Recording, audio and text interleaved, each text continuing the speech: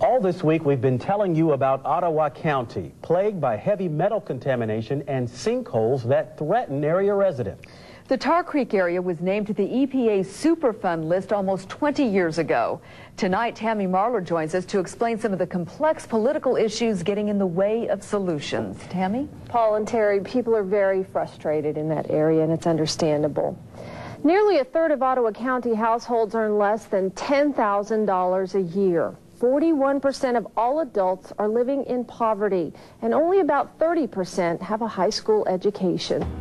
Beneath it all, is there any hope for this community? Well, what I think they ought to do is just get away from here and leave us alone. That's exactly what I think. Poppy Ray says he's tired of the government poking their noses around his hometown of Picher. In his eyes, their interference has done more harm than good to the Ottawa County town, built on lead and zinc mining. What's left of the area is now America's #1 Superfund site, a designation townspeople have had 18 years to get used to. I don't think they're ever going to do anything with the town. The EPA come up and messed up about 80% of the yards. Man, they did a number on my house up there. Starting in 1996, the Army Corps of Engineers began overseeing the cleanup of individual yards, registering high levels of lead.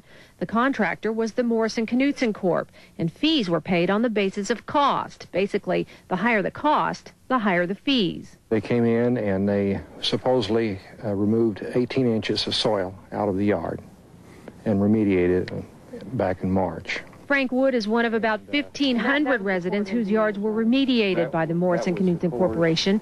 He says the contractor replaced the contaminated dirt with a whole new set of problems. It's all clay. It has no soil percolation. Water won't drain through it. It just goes on it.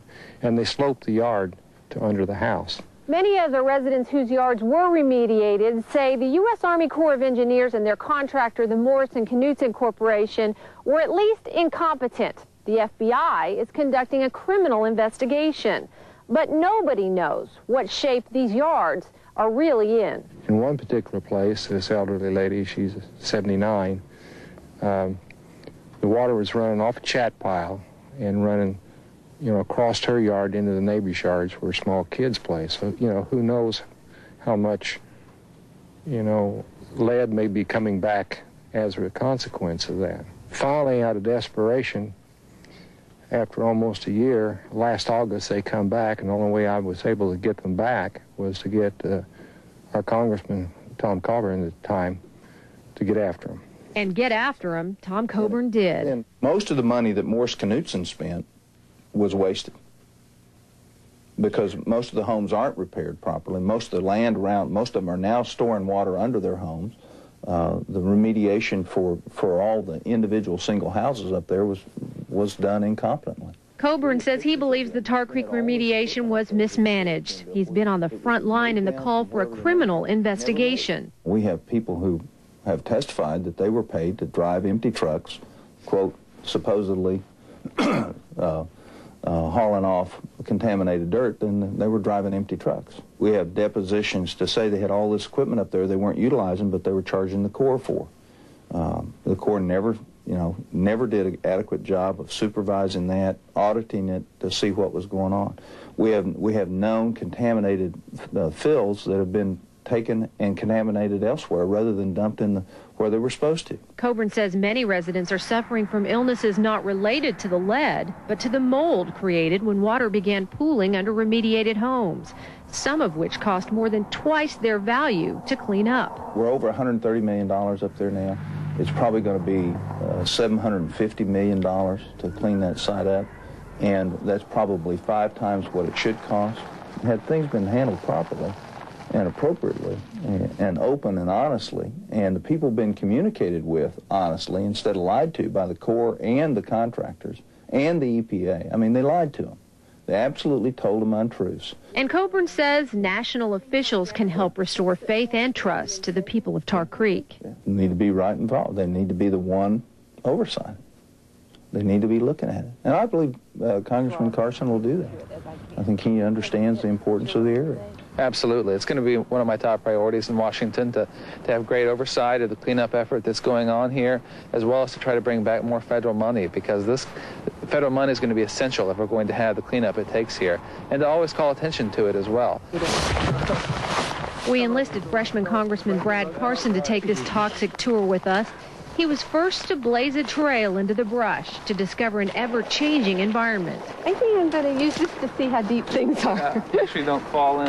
As Carson says, you really have to see the ravaged land to appreciate it. You through there. If you haven't been up to Picher, if you haven't seen some of the subsidence problems and some of the old mine shafts that aren't covered up, you really can't appreciate it. So, you know, it's definitely something that leaders need to come up here and see, and that the media needs to pay greater attention to. And that's what we're trying to do. The EPA is continuing limited yard remediation with a new contractor and trying to recover costs from the mining companies that once prospered in that area.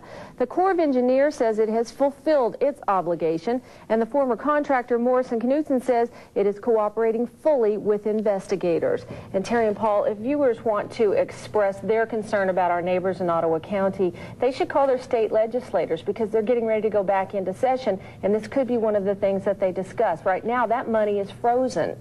So it might be helpful for people to express that concern. And they're considering just moving these towns. That's one of the options. That is part of their frustration, that there have been so many promises made and not kept that they just feel like they should move. Many of them, about 80% of them, are actually considering their options, and one of them is moving.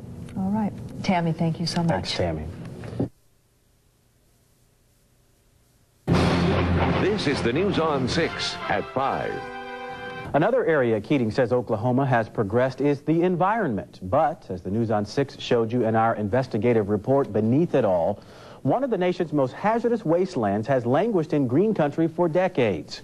Keating assembled a Tar Creek task force to examine the complex issues surrounding America's #1 Superfund site since 1983.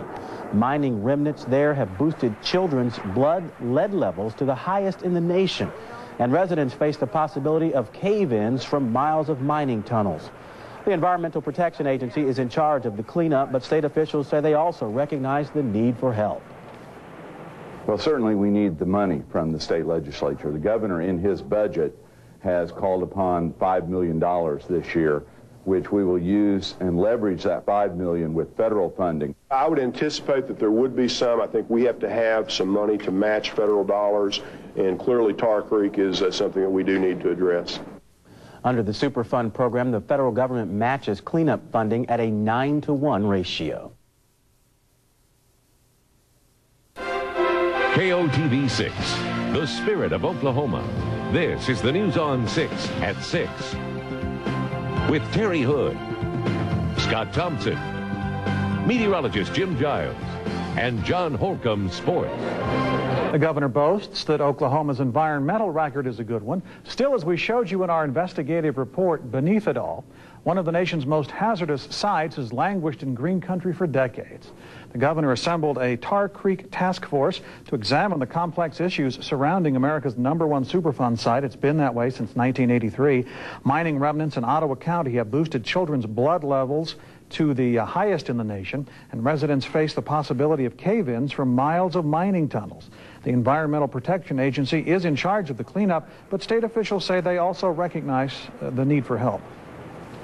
Well, certainly we need the money from the state legislature. The governor in his budget has called upon $5 million this year, which we will use and leverage that $5 million with federal funding. I would anticipate that there would be some. I think we have to have some money to match federal dollars, and clearly Tar Creek is something that we do need to address. Under the Superfund program, the federal government matches cleanup funding 9-to-1. In the last legislative session, lawmakers voted to freeze state matching funds.